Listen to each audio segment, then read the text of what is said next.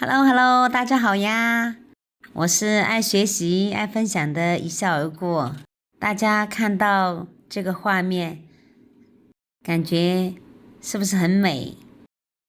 今天去买菜，回来的路上，看见河里面好多好多的动物哦，看，太多了，那里一片，看那个芦苇荡边上都是这样的小动物，可爱吗？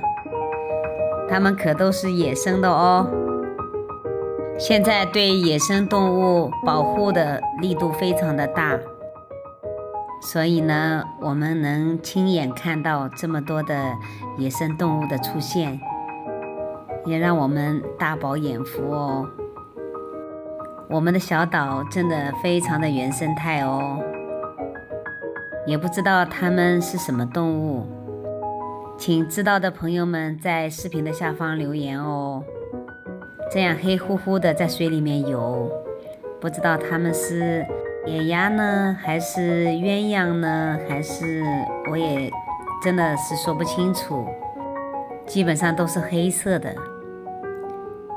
可爱吧？而且呢，都是成群结队的。我们走过去呢，它们就会往对岸游。所以呢，拍摄的这个画面呢不是很清楚，因为是放大的图像。但是我们都能大概的能看到这个景色。它们在水里面嬉戏玩耍、觅食。说明这个水里面呢，肯定也会有很多的鱼呀、虾呀，都是这些水生动物喜欢吃的。在这条河里面，以前我们经常过来摸螺丝，还有河蚌。在摸螺丝的时候呢，不小心又摸到很多的那个小虾哦。你看，怪不得这么多的野生动物都在这里繁衍。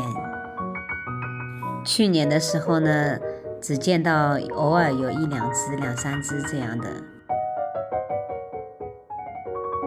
这次能看到这么多，也是第一次见哦。非常可惜呢，拍不到它们的近景，只能这样远远的欣赏啦。朋友们，你们喜欢吗？喜欢这样的原生态的生活吗？出门不远处就能遇到这么多的水鸟哦，这个在城市里肯定是做不到哦。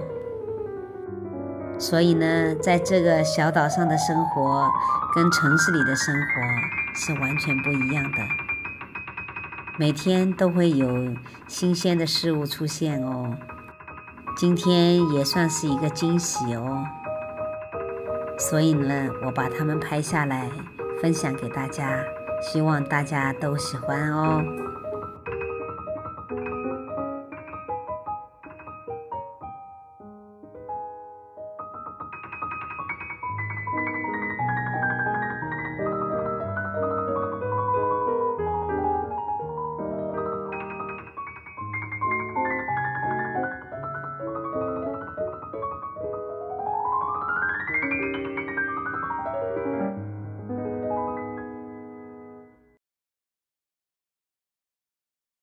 这个画面里，远处的高楼就是我的家了。美丽的小岛，我的家。